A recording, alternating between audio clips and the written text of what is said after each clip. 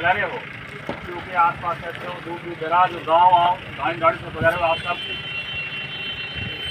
जिस विषय को लेकर, जिस मुद्दे को लेकर सबकी भावना आहत हुई, निश्चित तौर पर हम सभी उस कुल से आते हैं, उस धर्म से आते हैं जिनका इतिहास गवाह है और इतिहास बताता है कि गौ माता को लेकर हमने प्राणों की आहुति दी, हमने प्राण त्यागे, आज भी वो पालिया भूमि के खान आज भी हमें वो कहीं न कहीं वो इतिहास के कोनों पर बताते हैं। जब बात ऐसे वो हत्या को लेकर आ जाती है, जब हमारे धर्म पर बात आ जाती है, जब बात आबरू पर इज्जत पर आ जाती है, तो घरों में दुख कर बैठने से ऐसे भाले टाला नहीं जा सकते। आदरणीय आशा बोल रहे थे, युवाओं के लिए बहुत प्रेरणादायी थी। यदि आप लोग, आप और हम सब युवा आते हैं, घर में यदि अपन वोट कर बैठ जाएंगे तो ऐसे एक नहीं, ऐसे हर क्षेत्र में, हर गांव में, हर ढाणी में ऐसे लोग जो गुंडे पैदा हो जाएंगे, जो गौ हत्या कर रहे हैं। आज गौओं की हत्या की है, कल कुछ और एक्शन लेंगे। ऐसे मामले में संभलना चाहिए। मैं और खुला कह देता हूँ, जब भी बोलता हूँ तो मैं खुला ही बोलता हूँ। अधिकतर नौजवान हूँ, डर और खौफ मैंने कभी रखा नहीं है। उस क्षेत्र से आता हूँ, उस गाँव से आता हूँ जिनका नाम लेकर भी लोगों में आसपास में खौफ रहता है, जिनको बदमाशी करता। एक बार नाम लेता है तो रोंगटे खड़ा जाता है, रो उनका कांपता रहता है। सामने भिड़े तो क्या नजर मिलाने का वक्त लगता है, लेकिन कहीं न कहीं कानून के वैधान की वजह से हमने भी वो तलवारें होगी, लाठियां थोड़ी होगी, जिससे कुछ नहीं। लेकिन जब कानून ढीला पड़ जाता है, जब कानून अपना काम नहीं करता है, प्रशासन जब काम नहीं करता है, तो मजबूर होकर हमें कानून को हाथ में लेना पड़ता है। हमें हमारे हक के लिए, अधिकार के लिए हमें लड़ना पड़ता है, सड़कों पर आना पड़ता है। निश्चित तौर पर नौजवान बैठे हैं जिनके रगों में खून दौड़ता है, पानी नहीं, जिनके इतिहास उठाकर देख लीजिएगा। सारे के सारे युद्ध लड़े हैं, जब मुगलों से लेकर हर किसी युद्ध लड़े हैं। इन नौजवानों के पूर्वजों ने लड़े हैं, उनके पुरखों ने लड़े हैं, और किसी जाति और कौम नहीं लड़े हैं, किसी शर्त के नहीं लड़े। तो किसे ललकार रहे हो, किस शहरों को तुम इस तरह से जगा रहे हो? लेकिन हमारी शांति को, हमारे अनुशासन को यदि कोई कमजोरी समझने का काम करता है तो उनकी भारी भूल है, जिसको मुंह तोड़ जोर दिया जाएगा उन सबकी तरफ से। निश्चित तौर पर मैं नौजवानों को कहना चाहूंगा,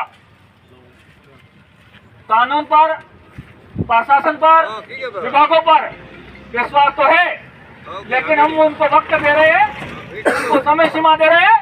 उस समय सीमा के अनुसार, उस वक्त के अनुसार यदि कोई कार्रवाई नहीं होती तो जनता जो आंदोलित है, जन भावना जो आक्रोशित हो गई है, आखिर उनको मजबूर होकर कोई और फैसला लेना पड़ेगा, जिसकी जिम्मेदारी प्रशासन की रहेगी। मैं मीडिया के माध्यम से इस बात पर भी अवगत कराना चाहता हूँ, इस बात को भी वहां तक पहुंचाना चाहता हूँ। क्यों ये किसी व्यक्ति विशेष का नहीं है, इस क्षेत्र के पूरे क्षेत्र में सबकी भावना आक्रोशित हो गई है, जन भावना के साथ में खिलवाड़ हुआ है।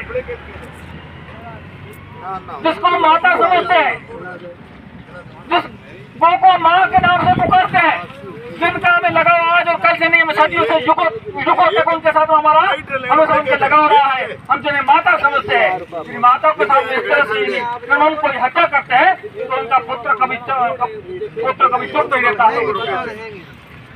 तो ऐसे मसलों पर हमें अधिक से अधिक आना चाहिए और हमारा वक्त देना चाहिए।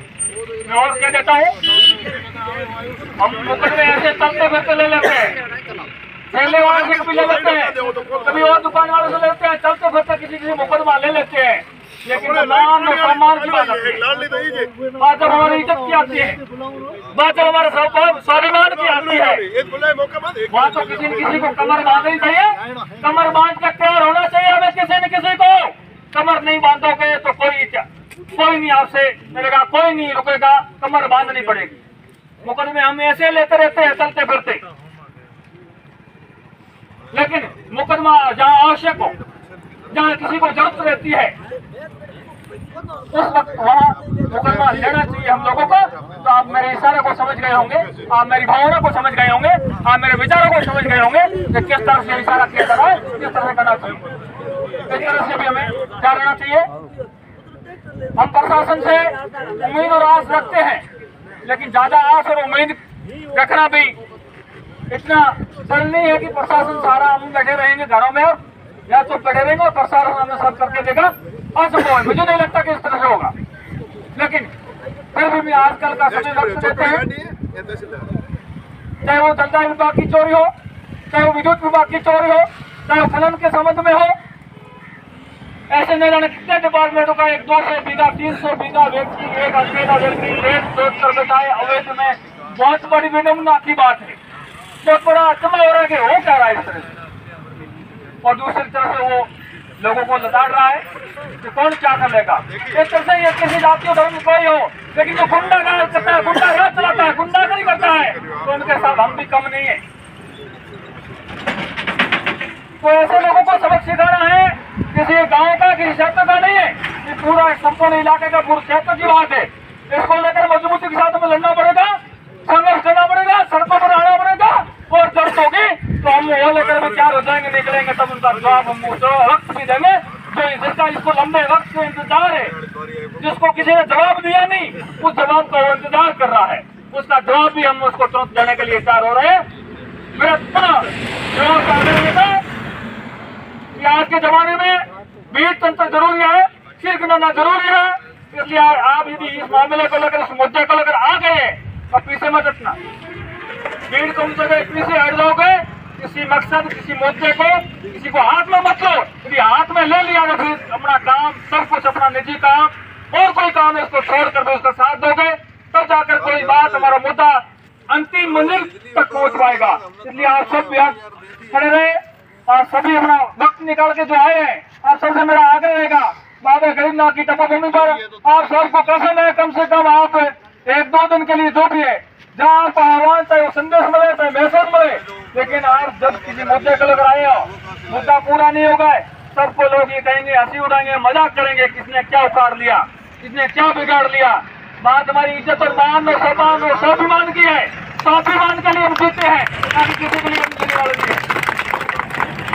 हमारे पुरुषों के पास गढ़ थे, घराने थे बड़े बड़े, किसी बात की कमी नहीं थी उनके पास, सब कुछ था, लेकिन बात तो सम्मान के लिए लड़े, इस मातृभूमि के लिए लड़े, इस गायों के लिए लड़े, इस क्षेत्र के लिए लड़े, इस प्रजा के लिए लड़े। राजा और महाराजा को लड़ाई करने की आवश्यकता नहीं थी, लेकिन उन मान और सम्मान और स्वाभिमान इज्जत के लिए लड़े थे वो। तो हमें भी आज जैसे ललकार रहा कोई, तो हमें लड़ना पड़ेगा, बाहर आना पड़ेगा।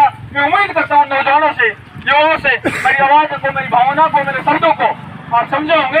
निश्चित तौर पर हम आप लोगों से ये उम्मीद रखते हैं। जय हिंद, जय भारत।